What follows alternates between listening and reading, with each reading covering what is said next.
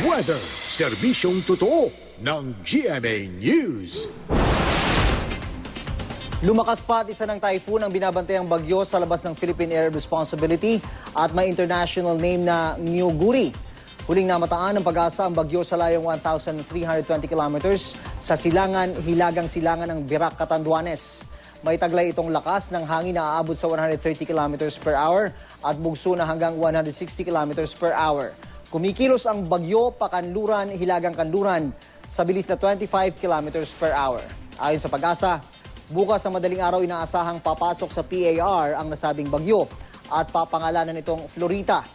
Dahil nasa karagatan pa, posibleng maging super typhoon ang naturang bagyo sa darating na Lunes base sa datos ng The Weather Company.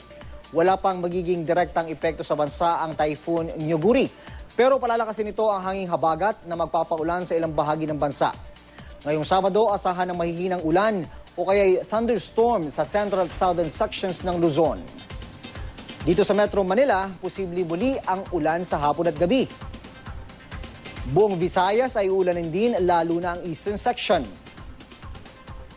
Habang sa Mindanao, pinakapektado ng ulan ang Caraga region at northern Mindanao. Kabilang sa naperwisyo ng matinding ulan nitong mga nakalipas na araw ang bayan ng Carmen sa Davao del Norte. Aabot sa mahigit 40 pamilya apektado ng baha. At tinatayang 2.5 milyong piso ang pinsala sa agrikultura.